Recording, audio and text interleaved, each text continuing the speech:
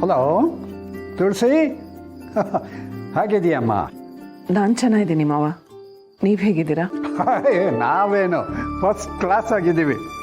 ಹೌದು, ಏನು ಇಷ್ಟೊತ್ತಲ್ಲಿ ಫೋನ್ ಮಾಡಿಬಿಟ್ಟಿದ್ದೀಯಾ? ಅದು ನಮ್ಮ ನಿಧಿಗೆ ಮದುವೆ ಗೊತ್ತಾಗಿದೆ, ನಿಶ್ಚಿತಾರ್ಥ ಇಟ್ಕೊಂಡಿದ್ದೀವಿ. ಓ ಏ ತುಳಸಿ, ನಿಧಿ ಅಂತಂದ್ರೆ ಮಹೇಶನ್ ಮಗಳು ಬೆದರ್ಗೊಂಬೆ, ಅವಳೇ ತಾನೇ? ಅಲ್ಲಮ್ಮ, ಅವಳಾಗಲೇ ಮದುವೆಗೆ ರೆಡಿ ಆಗೋಷ್ಟು ದೊಡ್ಡವಳಾಗ್ಬಿಟ್ಟಿದ್ದಾಳ. Good news, good news. ಯಾವಾಗ ಎಂಗೇಜ್ಮೆಂಟ್? ನಾಳೆನೇ ಮಾವ. ಆಯ್ತು ಬಿಡು, ನಾಳೆ ಬೆಳಿಗ್ಗೆ ಮನೆಯವರೆಲ್ಲನೂ ಬೇಗ ಎದ್ದು ಬೇಗ ರೆಡಿಯಾಗಿ ಅಲ್ಲಿಗೆ ಬಂದು ಬಿಡ್ತೀವಿ, ಓಕೆನಾ? ಮದುವೆಗೆ ನಮ್ಮ ಇನ್ನಿಬ್ಬರು ಮಕ್ಕಳು ಬರಬಾರ್ದು ಅಂತ ಹೇಳ್ತಾ ಇದ್ದಾರೆ. ಇದು ನನ್ನ ಮಗಳ ಮದುವೆ ಆಗಿದ್ದಿದ್ರೆ ನಾನು ಅವ್ರಿಗಲ್ಲಿ ಅಲ್ಲೇ ಬೇಡ ಅಂತ ಹೇಳ್ತಿದ್ದೆ. ಆದರೆ ಇದು ಮಹೇಶ ಆಸೆ ಪಟ್ಟಿರೋ ಸಂಬಂಧ, ಹಾಗಾಗಿ ಅವ್ರಿಗಲ್ಲಿ ನನಗೇನು ಹೇಳೋಕ್ಕಾಗಲಿಲ್ಲ.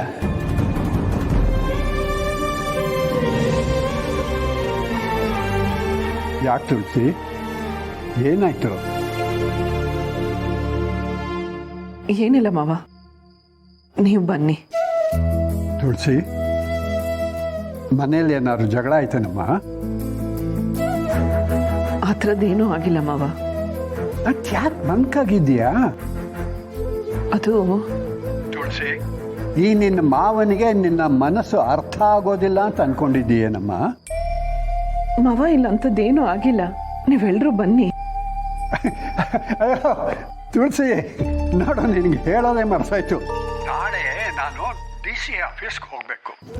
ಯಾವುದೋ ಡಾಕ್ಯುಮೆಂಟ್ಸ್ ಬಗ್ಗೆ ಸ್ವಲ್ಪ ಕ್ಲಾರಿಫಿಕೇಶನ್ ಬೇಕಾಗಿತ್ತು.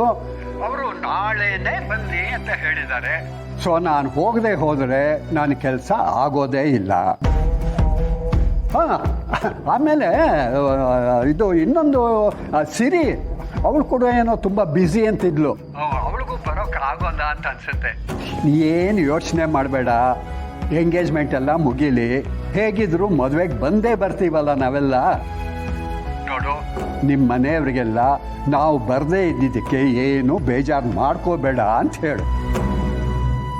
ಮಾವ, ತುಳಸಿ, ಆ ಮನೆಗೋಸ್ಕರ, ಆ ಮನೆಯಲ್ಲಿ ನಡೆಯೋ ಶುಭ ಕಾರ್ಯಕ್ಕೋಸ್ಕರ ನೀನು ಎಷ್ಟು ನಿನ್ನನ್ನೇ ಬಿಟ್ಟು ಕೊಡ್ತಿದ್ದೀಯ ಅಂತ ಅನ್ನೋದು ಅವ್ರ ಮುಂದೆ ನೀನು ಕಾಣಿಸ್ಕೊಡೋದು ಚೆನ್ನಾಗಿರಲ್ಲ ಕಣೋ. ಓಹೋ, ಇದಾ ವಿಷಯ? ಇದಕ್ಕೇನಾ ನಿಮ್ಗೆ ಕಾಗ ಬಂದಿದ್ದು?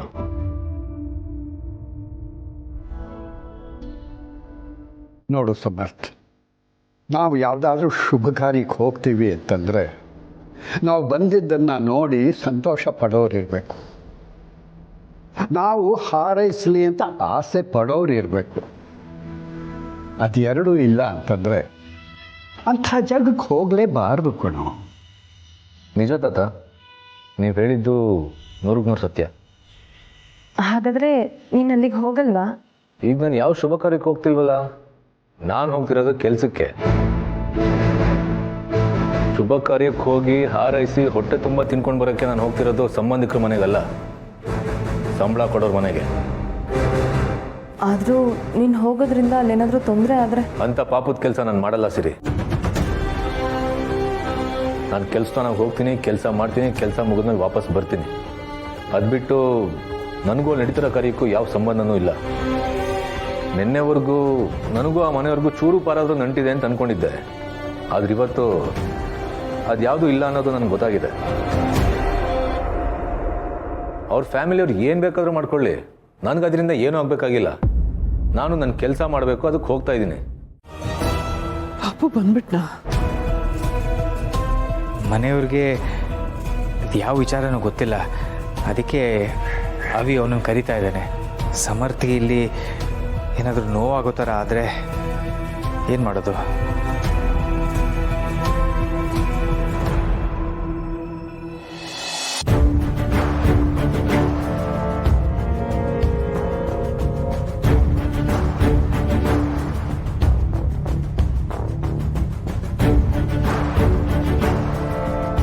ಸಮರ್ಥ್, ಫಂಕ್ಷನಲ್ಲಿ ನೀನು ಮುಂದೆ ಇರಬೇಕು. ನಿಧಿಗೆ ನೀನು ಅಣ್ಣ ಅಲ್ವಾ? ಅವನು ಹೇಗೆ ನಿಧಿಗೆ ಅಣ್ಣ ಆಗ್ತಾನೆ? ನಾವಿಬ್ರು ಇದೀವಲ್ವಾ, ಸಾಕು. ಹಾದಿ ಬೀದಿಲಿ ಹೋಗೋರಳ ನಿಧಿಗಣ್ಣ ಆಗೋ ಅವಶ್ಯಕತೆ ಇಲ್ಲ.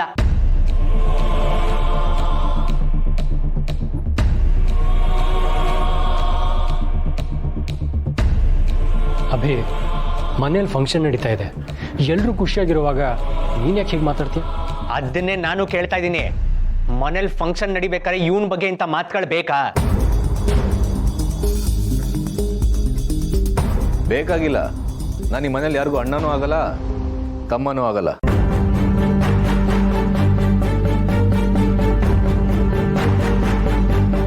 ನಾನು ಈ ಮನೇಲಿ ಡ್ರೈವರ್ ಆಗಿರೋನು, ಈ ಮನೇಲಿ ಕೆಲ್ಸಗಾರ ಆಗಿರೋನು. ಏನಾದರೂ ಕೆಲಸ ಇದ್ರೆ ಹೇಳಿ, ಅದ್ಬಿಟ್ಟು ನನಗೆ ಸಂಬಂಧಗಳ ಅವಶ್ಯಕತೆ ಇಲ್ಲ.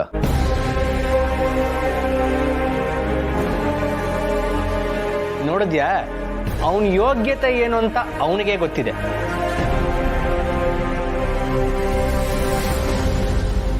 ನೋಡು ಮಿಸ್ಟರ್ ಡ್ರೈವರ್, ಆ ಡೈನಿಂಗ್ ಟೇಬಲ್ ಹಿಂದೆಗಡೆ ಹೋಗಿ ತೋರಣ ಕಟ್ಟು.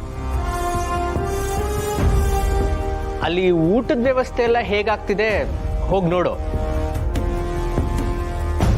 ಎಲ್ಲ ಕೆಲಸ ಮುಗಿದ್ಮೇಲೆ ಮತ್ತೆ ಇಲ್ಲೇ ಬಂದು ನಿಂತ್ಕೋ. ಏನಾದರೂ ಬೇರೆ ಕೆಲಸ ಇದ್ರೆ ಹೇಳ್ತೀನಿ.